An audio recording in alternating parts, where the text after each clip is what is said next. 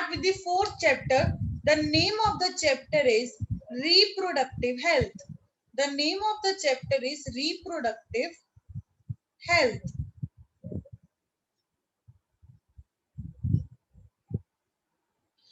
देखिए reproductive health का मतलब है कि we are talking about the health issues. We are talking about the health issues that takes place in female.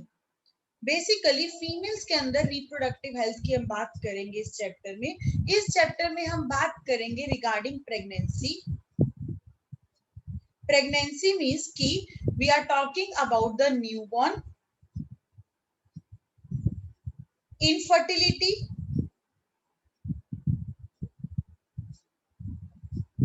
methods to adopt child, method to have child.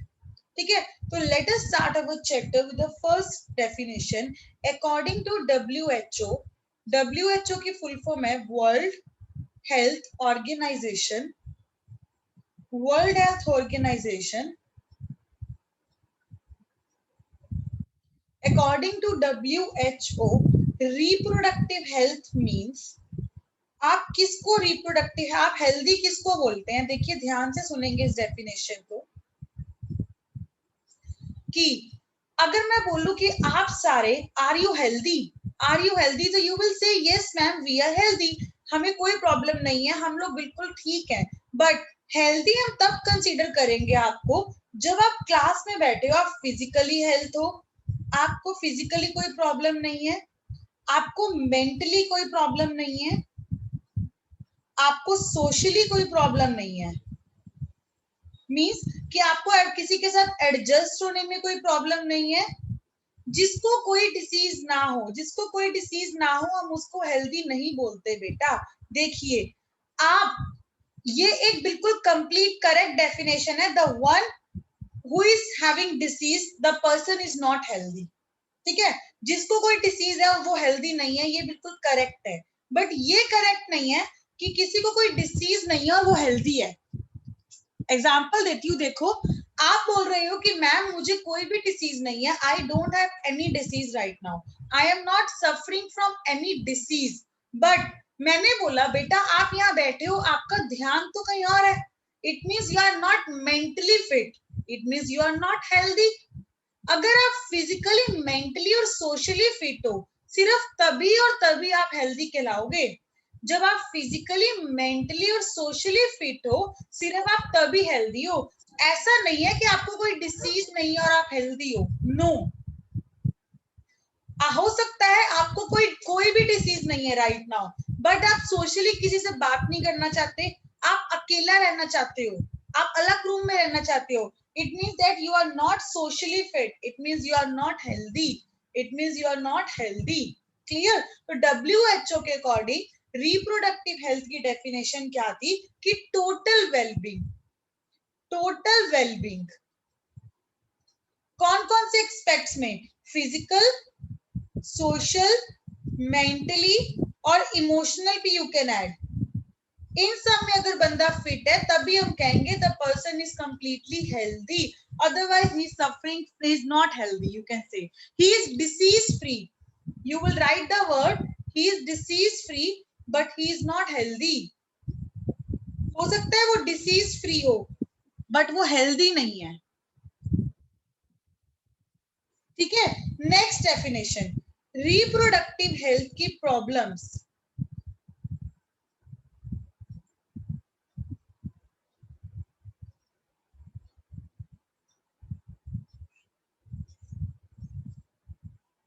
Reproductive health problem. देखिए India जो थी आपकी, India first country है जिसने इस reproductive health के बारे में सोचना शुरू किया नेशनल लेवल में. मतलब इस रिप्रोडक्टिव हेल्थ के बारे में जिसने सोचना शुरू किया, इसमें फिटनेस, इसमें फीमेल की फिटनेस भी आती है.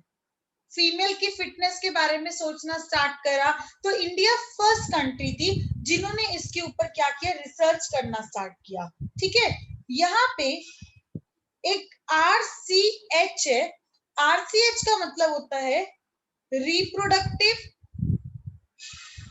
And child health care centre. ये एक रिप्रोडक्टिव एंड चाइल्ड हेल्थ जैसे एनजीओ होते हैं, ये इसके अंडर आएंगे। आरसीएच के मतलब फुल फॉर्म है reproductive and child health care centre. इन्होंने क्या किया था, इन्होंने पीपल्स के अंदर अवेयरनेस जगाई थी। अवेयरनेस मतलब जागरूकता जगाई थी, ठीक है, किसके रिगार्डिंग, रिप्रोडक्टिव हेल्थ के रिगार्डिंग, ठीक है, और प्रोवाइड करी थी facilities.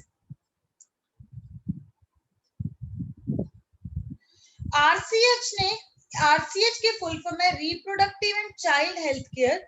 They create awareness among people, ठीक है, क्यों, किस लिए, किसके रिगार्डिंग, रिप्रोडक्टिव हेल्थ के रिगार्डिंग, और फैसिलिटीज प्रोवाइड करी थी। एक किसने हेल्प करी थी, आरसीएच ने। किस लिए करी थी, रिप्रोडक्टिव हेल्थ केयर सेंटर है, इन्होंने अवेयरनेस शो करी थी रिप्रोडक्टिव हेल्थ की, और फैसिलिटीज को प्रोवाइड किया गया था।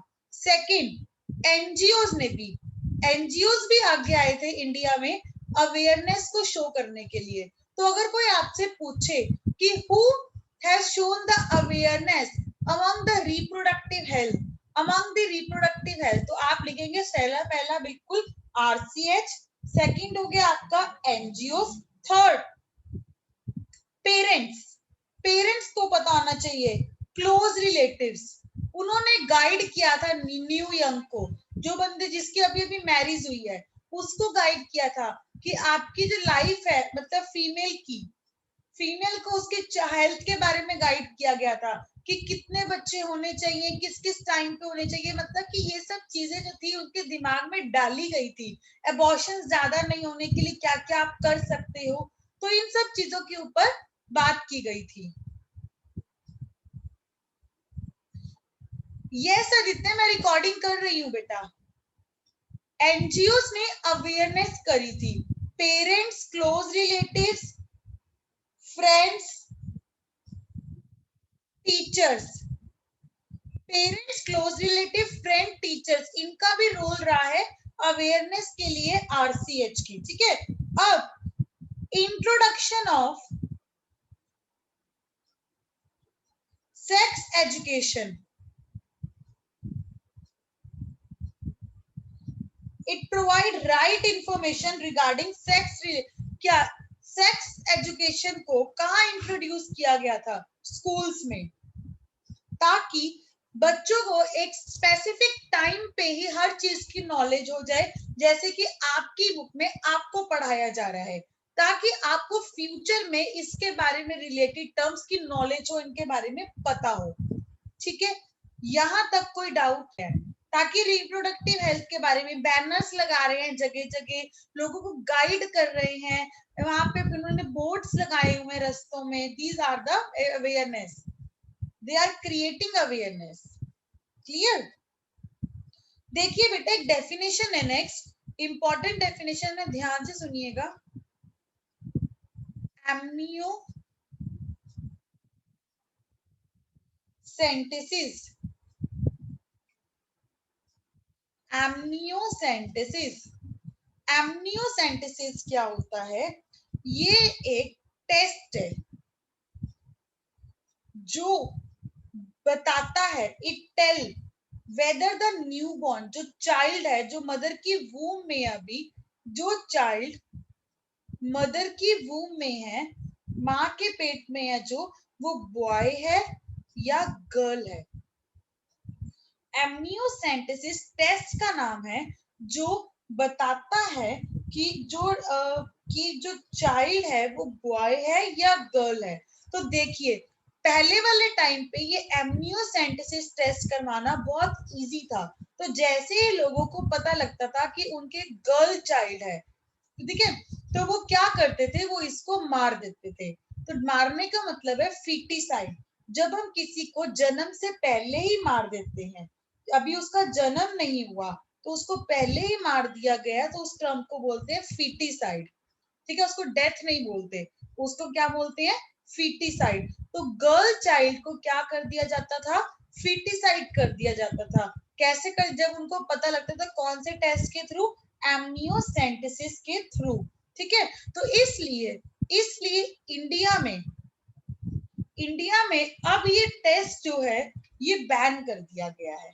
अब क्वेश्चन आता है कि ये टेस्ट बैन क्यों किया गया है, एमनियोसेंटेसिस टेस्ट जो है ये बैन क्यों किया गया है।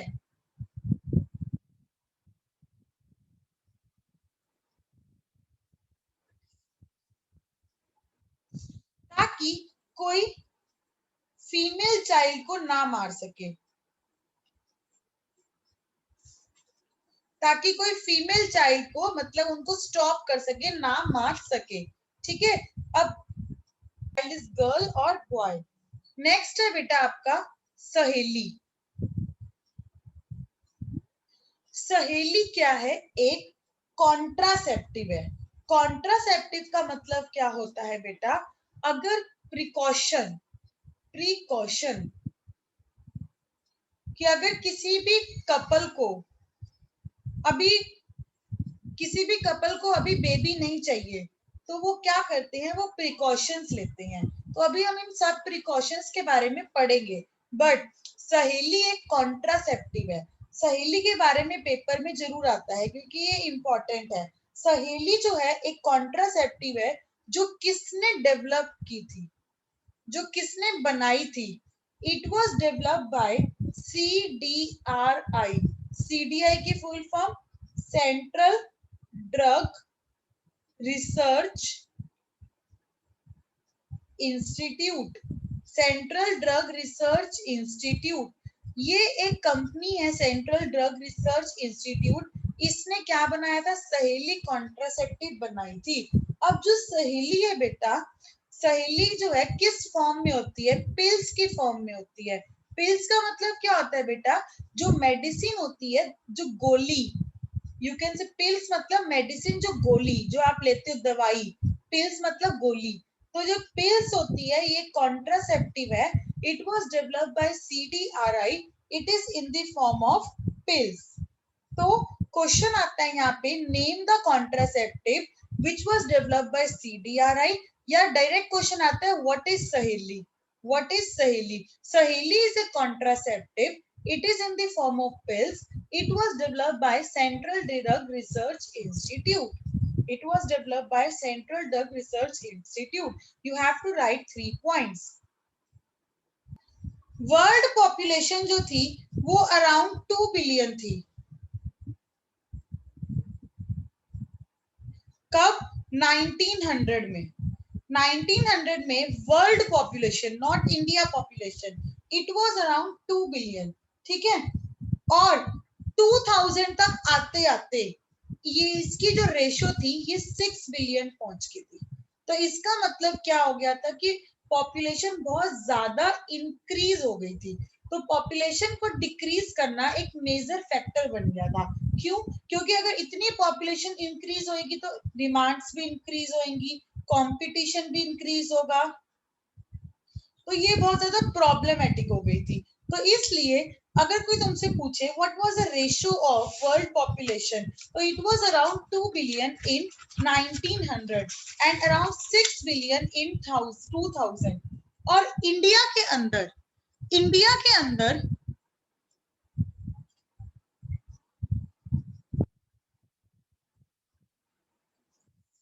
इंडिया पॉपुलेशन जो थी it was approx 350 million in 1947 at the time of independence। Independence के टाइम पे इसकी रेशो कितनी थी, अराउंड 350 मिलियन। इंडिया के अंदर जो पॉपुलेशन थी वो अराउंड 350 मिलियन थी। कब, 1947 में। और 2020 में 2020 में तक इट क्रॉस्ड 1 बिलियन। तो आप देख सकते हो कितनी रेशो कहां से कहां बढ़ गई। 350 मिलियन से कितनी हो गई है, 1 बिलियन में। ठीक है। तो रेशो बहुत ज्यादा इंक्रीज हो गई थी। ये एक गवर्नमेंट के लिए बहुत इंपॉर्टेंट फैक्टर बन गया था कि इस रेशो को डिक्रीज करना, इस रेशो को डिक्रीज करना।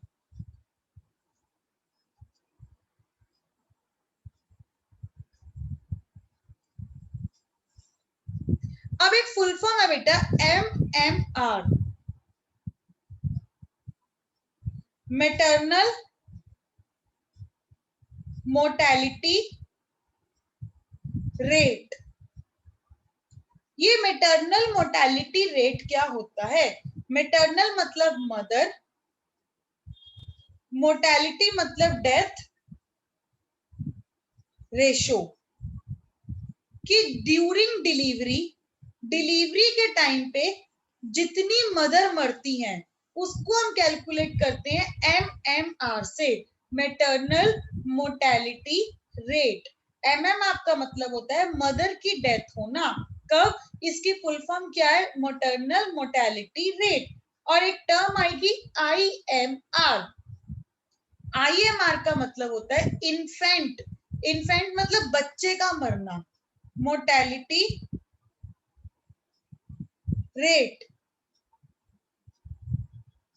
Infant mortality rate, maternal mortality rate, infant mortality rate. Clear? ये दो फुल फॉर्म्स का मतलब आपको पता होना चाहिए।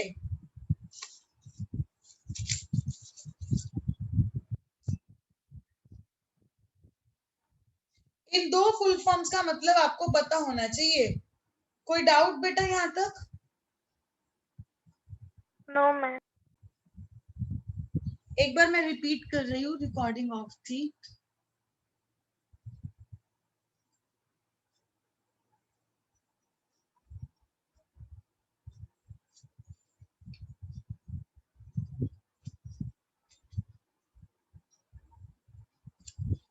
जस्ट वेट अ सेकेंड बेटा।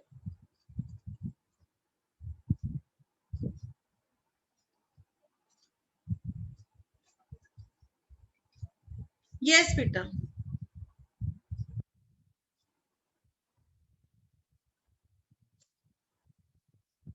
बढ़ी थी, पॉपुलेशन इंक्रीज हुई थी तो डिमांड्स भी बढ़ गई थी। डिमांड्स किस चीज की बढ़ी थी? फूड की, शेल्टर की और भी चीजों की। तो गवर्नमेंट ने डिसाइड किया था now they are going to take the strict decisions on this. Why to take strict decision? To control the population. So how they can control the population? What are the ways? तो government ने ऐसे कौन कौन से rule बनाए थे जिससे वो पॉपुलेशन को कंट्रोल कर सकते हैं? देखिए, उन्होंने यूजिंग कॉन्ट्रासेप्टिव मेथड, लोगों को बोला था कि कॉन्ट्रासेप्टिव यूज करो। गवर्नमेंट ने मैरिज की एज को इंक्रीज कर दिया था, गर्ल्स में 18 और मेल्स में 21, और हर जगह पे बैनर लगा दिए थे, बैनर एवरीवेयर। हर जगह पे बैनर इसलिए लगे गए थे ताकि लोगों को पता लग जाए कि why there is a need to control the population, what are the ways by which they can control the population, how can they, और क्यों जरूरी है कॉन्ट्रासेप्टिव, क्या यूज करें पॉपुलेशन को कंट्रोल करने के लिए? कॉन्ट्रासेप्टिव मेथड्स को। ठीक है, उसके बाद अगर मैंने आपको बोला कि use this blue pen, don't use this blue pen off, you have to use this blue pen, Parker का पेन यूज करना है, आपको नॉर्मल जेल पेन यूज नहीं करना। आप मुझे बोलोगे कि what are the qualities in this Parker pen, तो इसका मतलब क्या है? अगर कोई कंपनी है वो अपनी चीज प्रोडक्ट को बेचना चाहती है या आप लोगों को फोर्स करती है कि यूज दिस, तो उसके अंदर ऐसी क्या कैरेक्टरिस्टिक्स होते हैं कि जो आपको इंसिस्ट करते हैं यूज करने के लिए? एग्जाम्पल देखिए बेटा, जब गवर्नमेंट ने बोला कि कॉन्ट्रासेप्टिव को यूज करो, ठीक है, लोगों ने बोला चलो ठीक है हम कॉन्ट्रासेप्टिव यूज कर लेंगे। कॉन्ट्रासेप्टिव को यूज करने के बाद तो ऐसे क्या क्वालिटीज होनी चाहिए कॉन्ट्रासेप्टिव के अंदर कि कोई भी उसको मना करने से रोक ना पाए, मतलब कोई भी ये ना बोल पाए कि I will not be able to use this due to this disadvantage. तो उसके अंदर क्या क्या फैक्टर्स होने चाहिए उस कॉन्ट्रासेप्टिव में कि what should be the ideal characteristics of the contraceptive? It should be user friendly. User friendly मतलब कि लोगों को यूज करना इजीली आना चाहिए, ऐसा नहीं होना चाहिए कि लोगों को पता ही नहीं लगे how to use it. Easily available, मान लो किसी के कोई पानीपत में रहता है और उसको कॉन्ट्रासेप्टिव ही मिलेगा दिल्ली से, तो वो नहीं जाएगा लेने, तो इसलिए it should be easily available, लोगों को आराम से हर जगह से उसको मिल जाना चाहिए। It should be effective, effective मतलब उसका रिजल्ट होना चाहिए, ऐसा नहीं है कि लोग यूज करते रहें और फिर भी कोई रिजल्ट ना हो, तो उसका रिजल्ट होना चाहिए, ठीक है। No side effect, no side effect, कोई साइड इफेक्ट नहीं होना चाहिए, कहीं पे कोई पेन्स नहीं होनी चाहिए, किसी को कोई और बीमारी नहीं लगनी चाहिए इससे, ठीक है। और चीप, महंगा, कोई भी मान लो गरीब है जिनके पास पैसा ही नहीं है, रिक्शा वगैरह चलाने के लोग, तो क्या क्या वो इसको यूज कर पाएंगे? नहीं कर पाएंगे अगर ये बहुत महंगा होगा। The one who is not able to take the food for 2 times for themselves will not take this contraceptive which is highly costly. So it should be cheap in price. Any doubt बेटा यहाँ तक?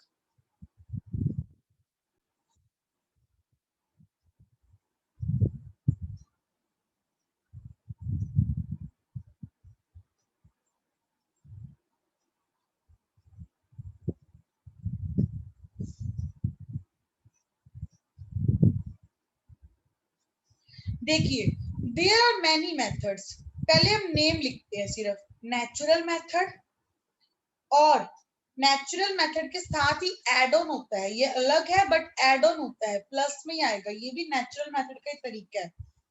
Periodic एब्सिस्टेंस,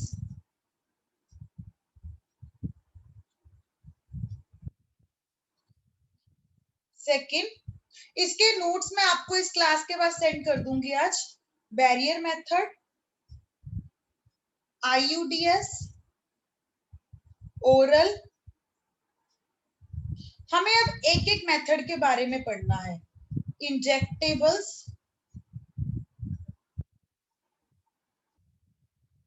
implants,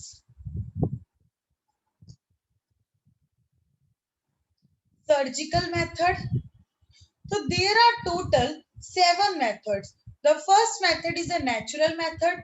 The second method is a barrier. Third is the IUDS. इसकी full form भी बताऊंगी. Fourth है oral, injectables, implants और surgical method. So these are the methods which we have to study. The first is the natural method.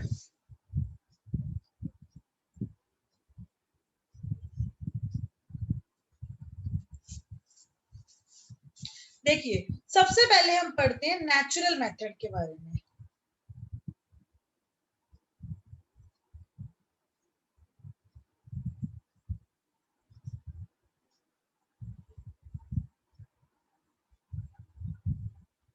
Natural method का मतलब होता है कि naturally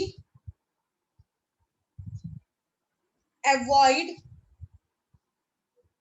chances of ovum and sperm meeting. जो couple है उनको खुद से ध्यान रखना है कि ओवम और स्पर्म की मीटिंग ना हो, तो वो कैसे हो सकता है, कैसे रोक सकते हैं वो, ठीक है। Avoid chances of ovum and sperm meeting. देखिए, इसके अंदर 2 तरीके होते हैं। क्या ये 2 तरीके होते हैं कि जो फर्टिलाइजेशन के चांसेस होते हैं ना, जो जाइगोट बनने के चांसेस होते हैं, वो आपकी मेंस्ट्रुएशन के, जब मेंस्ट्रुएशन ओवर हो जाती है उसके 10 to 17 डेज के बीच में होते हैं, 10 to 17 डेज के बीच में होते हैं। फर्टिलाइजेशन जो मेंस्ट्रुएशन के चांसेस हैं वो ज्यादा से ज्यादा मैक्सिमम यू कैन से कि 10 to 17 डेज के बीच में होते हैं। तो इन दिनों जो कपल है, अगर वो प्रोटेक्ट करता है, अगर वो मेटिंग नहीं करवाते ओवम और स्पर्म की, तो उसको बोलते हैं कि उन्होंने नेचुरली क्या किया है, नेचुरली हेल्प की है ये मेटिंग ना होने की, ठीक है।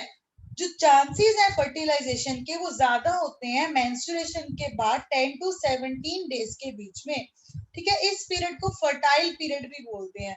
तो इस पीरियड में अगर कपल अपने प्रिकॉशंस ले लेता है, प्रोटेक्ट कर लेता है मेटिंग में, तो उसका हो गया नेचुरली मेथड। या फिर देखना विड्रॉल इज अनदर मेथड। देखिए, मेल पार्टनर जो है, ध्यान से देखेंगे, जो मेल पार्टनर है वो इजैक्यूलेशन से पहले, इजैक्यूलेशन का मतलब होता है कि releasing of sperm, releasing of sperm से पहले ही वेजिना से अपने पेनिस को रिमूव कर ले, removing out the penis just before ejaculation is another method. मतलब क्या हुआ, स्पर्म को रिलीज ही ना करो वेजिना के अंदर, तो वेजिना के अंदर अगर स्पर्म रिलीज नहीं होंगे तो ये भी कौन सा मेथड है, नेचुरल मेथड है। This is also natural method. कोई डाउट बेटा यहां तक?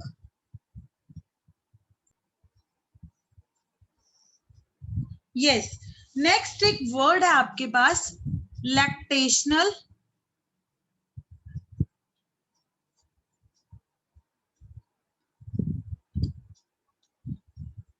एमिन्यूरिया। इसका मतलब होता है, लैक्टेशनल एमिन्यूरिया का मतलब होता है absence of menstruation, absence menstruation का ना होना। देखिए, जब एक मदर लैक्टेटिंग मदर होती है, लैक्टेटिंग मदर का मतलब क्या होता है, जब एक मदर लैक्टेटिंग,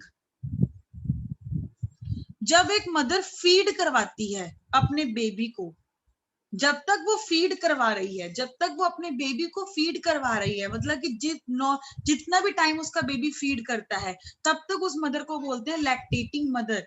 चाहे वो 1 साल कर रहा है बेबी, चाहे वो 1.5 साल कर रहा है। तो होता है कि जब वो मदर लैक्टेटिंग मदर होती है, जब वो मदर लैक्टेटिंग मदर होती है, तब चांसेस होते हैं मेंस्ट्रुएशन के एब्सेंस के। उसको रेगुलर मेंस्ट्रुएशन नहीं होती, उसको रेगुलर मेंस्ट्रुएशन नहीं होती। ठीक है, तो जब मेंस्ट्रुएशन नहीं होगी तो भी एक नेचुरल मेथड है कि यहाँ पे प्रेगनेंसी दोबारा नहीं होगी। जब मदर फीड करवा रही है अपने बेबी को तो वो लैक्टेटिंग मदर है, तो उस दौरान पे उसको ज्यादा मेंस्ट्रुएशन नहीं होती। तो जब उसको मेंस्ट्रुएशन एब्सेंस हो गई है बेटा, तो वहां पे उसका क्या हो गया कि वो एक नेचुरल वे से अपने आप को उसने प्रोटेक्ट कर लिया है, उसको दोबारा प्रेगनेंसी नहीं होगी। नोट्स में एक वर्ड दिया हुआ है पार्ट्यूरेशन। जिन्होंने 3rd चैप्टर कर लिया उनको तो पता है पार्ट्यूरेशन का मतलब, जिन्होंने नहीं किया कंफ्यूज मत होना। पार्ट्यूरेशन का मतलब होता है डिलीवरी, डिलीवरी ऑफ बेबी। तो आफ्टर डिलीवरी ऑफ बेबी कौन सी मदर बन जाती है, वो लैक्टेटिंग मदर। और लैक्टेटिंग मदर के दौरान क्या होता है, मेंस्ट्रुएशन एब्सेंट होती है। तो ये भी एक नेचुरल वे है प्रोटेक्ट करने। Yes, good. Okay, what are the characteristics of ideal contraceptive? Characteristics of ideal contraceptive,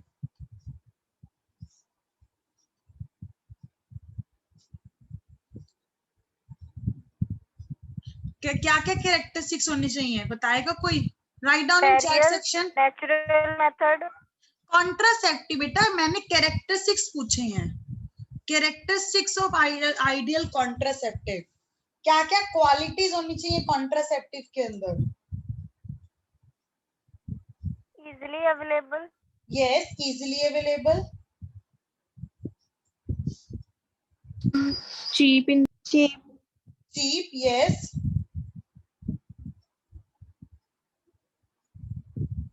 और effective, effective, इफेक्टिव होना चाहिए, और no side effect, there should be no side effect. Clear? Define amniocentesis, amniocentesis, amniocentesis किसको बोलते हैं?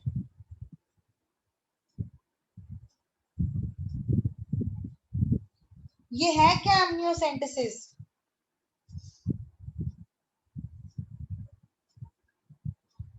It is a test जो क्या determine करता है, क्या बताता था? गर्ल, गर्ल sex और of the boy whether a child baby को, is a boy or a girl. हाँ, तो ये डिटरमाइन द टेस्ट। और why it is ban these days?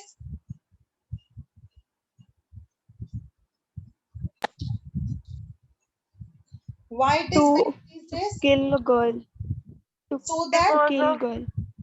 to protect the girl child, to save the girl child। ठीक है? Yes, ma'am. What is the full form of RCH? What is the full form of RCH? reproductive and child health. Okay, यहाँ तक किसी को कोई doubt आज के lecture में? Oh, ma'am. Next lecture we will continue either tomorrow or Monday. Tomorrow is Sunday ना, तो we will continue on Monday. Yes, ma'am. ठीक है? I will send you one assignment. Okay? Okay, ma'am. Okay, ma'am. Okay, dear.